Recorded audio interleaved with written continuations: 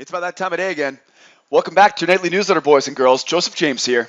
Tuesday evening, April the 12th, 2016, cruising our way through this pre-tax day week. Hope you guys are ready, by the way. We have another exciting newsletter for you tonight. Crude, S&P, gold, and of course the euro.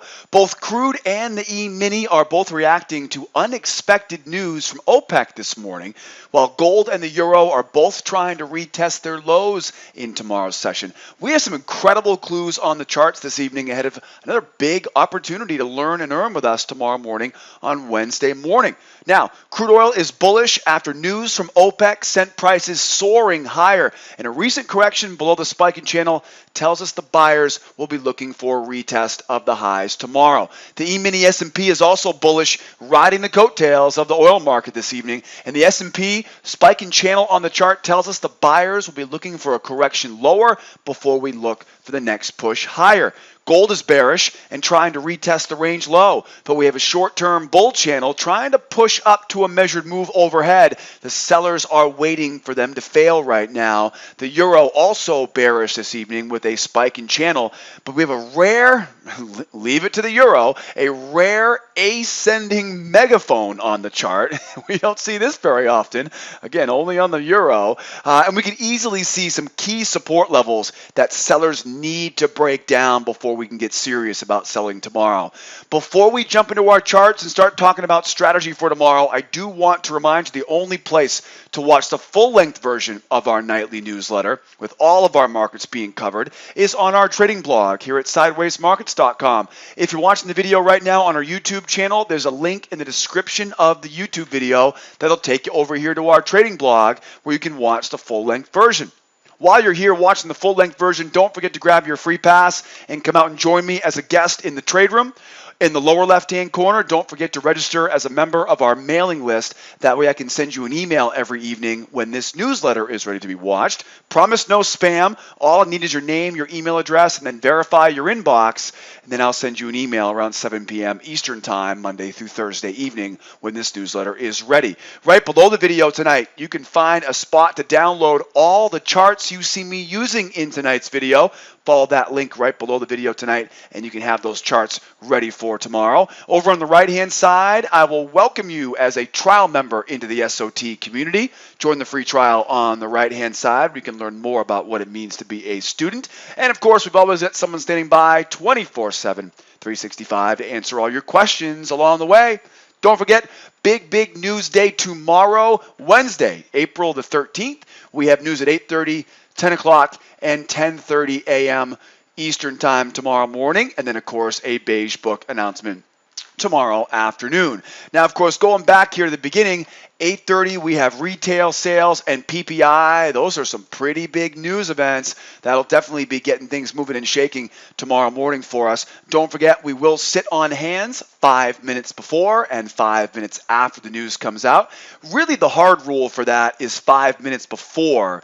After the news comes out, a little bit of experience goes a long way because we're going to be watching for when that price action slows down a little bit, right, regains its composure, and then keeps moving along with our analysis. So we will be watching out for that big news tomorrow morning from the retail sales.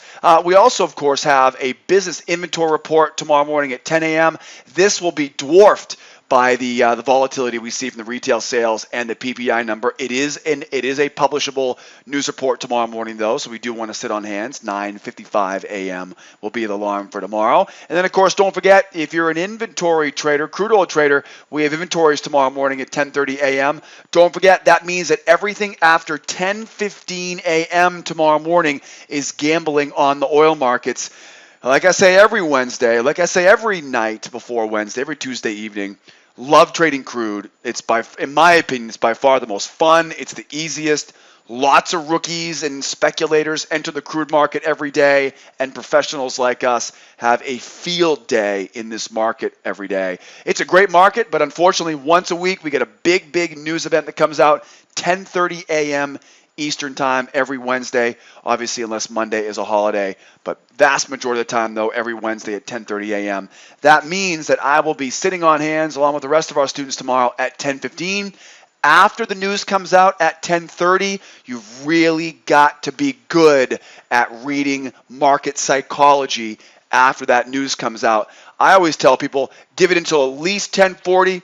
Give it at least 10 minutes after that news comes out. But I'm telling you right now, though, if you are not successfully able to trade crude oil outside of this time of the day, I would not think you're going to be successful trading crude oil consistently after this time of the day. All right, so it's not going to get any easier after 10:15. Let's put it that way. If you're making consistent profit every day by trading around that news, I have a very hard time to tell you to do anything else. After 10:15, we sit on hands. After 10:40, experienced traders can be looking for opportunities. But again, you've really got to have a good understanding of market psychology. We'll obviously be trading that tomorrow morning live in real time in our trade room. You're more than welcome to come out and join us. But be careful for all the new traders, though, tomorrow after that news comes out, because it does get pretty challenging. I always recommend trading the morning session, the time between 7 a.m. and 11:30 a.m. Eastern time, when the end of London blends into or overlaps with the beginning of the U.S. session. That's where you get the most amount of consistency in the volume and trade setups. Tomorrow afternoon, we do have a news report at 2 o'clock. So, of course, I do not recommend new traders trade in the afternoon session. But if you are tomorrow morning or tomorrow afternoon, trade in the afternoon session, don't forget 1:55 is the alarm, 5 minutes ahead of that beige book report. You got a plan for tomorrow? Careful around that inventory report. Like I said earlier, got to really make sure you know what you're doing. Let's jump in. We got crude, S&P, gold, and of course the euro. Crude is bullish after news from OPEC sent prices soaring higher, and a recent correction below the spiking channel tells the buyers to be looking for a retest of the highs tomorrow. We have a major bull channel, a minor spiking channel, a bullish wedge, and an API inventory news candle to work with this evening. The major bull channel has a double overshoot after the OPEC announcement and held at the highs. So it can be basically used as support and resistance at this point on the way possibly back down to that low. But the bull spiking channel tells us to look for seller failure at the way back up to the highs. The bull wedge tells us there's a runaway target all the way up at 43.25. There it is, poking its head out there at the top. Beautiful runaway target if this thing turns into a bloodbath tomorrow, if this market wants to run higher. And the API report this afternoon at 4:30 p.m. Eastern time provides us with resistance up at 42.22, which we'll be using in the short term. As you can see here right now, major technical clues right now on the chart. We have our major bull channel. The major bull channel, as you can see, once we got that news at 10:30 this morning, double overshoot 1 and 2. That double overshoot did turn into a bull spike and channel. And of course, the news that came out at 4:30 p.m. interrupted the party and sent prices lower. Bottom line is, when we see a bull channel like this that gives us a double overshoot, the natural tendency is to want to sell into that double overshoot. The target now is back to the low of that channel, and that's where we'll look for a bear trap at the low and then buying opportunities right back up. You know, bottom line, overshoots lead to overshoots on the opposite side. So we're seeing a double overshoot, which is one of the only reliable reversal opportunities you're going to see in most markets. And in normal context, right? Obviously, there was news here. But in normal situations, when you see a double overshoot, that is a reliable reversal if you know the proper technique of getting into it. And like I always say, if you ever want to sell in a bullish market, remember, this is only going to be a 50% win on this type of trade, which means make sure your risk to reward ratio is at least 1 to 2. That way, your winners will take over for or overcome the losses, right? This is not going to be a completely reliable or an 80% winning ratio. It's going to be about, on a good day, 60-40, right? But overall, though, a 50-50 trade setup. It's a counter trend reversal. Okay, there's not a lot of reliability on counter trend trading opportunities. So a double overshoot of the high of a bull channel, we'd love to see this go into something else, like a triple measured move or a quadruple measured move or a double up or something like that. As you can see, there wasn't. So it was the news that pretty much sent this price going lower here this evening. That is a double overshoot. That overshoot does tell us, though, to expect a push down to that low. Now, with such a strong move here, we may not get a symmetrical overshoot on the opposite side, but that is what will typically happen on a scenario like this, right? So we go up, double overshoot at the high of a bull channel. Sellers will be scaling into this as it goes higher, right? Again, like I said before, it's about a 50-50 counter trend reversal. So sellers will have a 25 tick stop, 50 tick target on the way back down, with the ultimate target, of course, being back down to that channel low. At that point, we do expect there to be a small move right through the low. Sellers try to sell it, bear trap at the low, and then right back up to the high we go. That is what typically happens after a bull overshoot, right, of a bull channel, right? Double overshoot of a bull channel. We then move back to the low, and then we trap low. Here's the problem, though. This was all on news today. And, of course, with that news, we got a bullish spike in channel. Okay, so this throws a little bit of a different kind of twinge to it here this evening, because we know there is something else out there right now. Remember, they're waking up in Asia in just a few hours, and they're going to read that headline for the first time. Think about that for a second, right? You come in, you wake up, you have your breakfast and your coffee in Asia, you're reading today's headlines, and you're, of course, going to start reacting, I would assume, bullishly as well. Now we have the spike in channel. So, of course, the spike in channel, we now see the spike in channel up. That's a first channel test. It fails, of course, through over news. Spike in channels, you're going to see a few of these tonight on these charts. A spike in channel, the magic number is 3. 1, 2, 3, correction, and then back up we go. The correction zone is going to be typically between this area right here, the lowest swing, and the base of the channel. This is where we're looking for those seller failures to go right back up we go.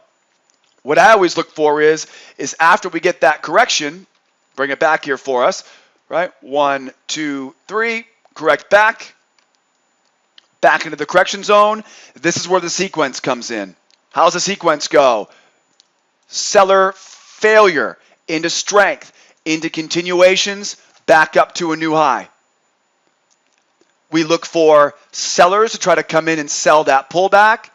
Okay, it looks very enticing with a spike in channel. It's likely to fail. That leads into strength. Those strengths lead into pullbacks. Buyers have confidence now to buy those pullbacks with a target now going back at the high. One larger target for a spike in channel will go from the low of the spike up to the highest point of the channel, back down to the correction zone. This creates an AB equals CD extension all the way up. So back to my chart, and again, you're going to see a few of those tonight on the newsletter. We have our bull spike in channel. Guess where we are right now? You can thank the inventory report at 4:30. Where's that spike in channel level? Right there. There's the low. Here we are inside the correction zone. Now, again, with that double overshoot of the high, we may push through this before we run back higher again because, of course, we have the low of that major bull channel. The bottom line is this, though.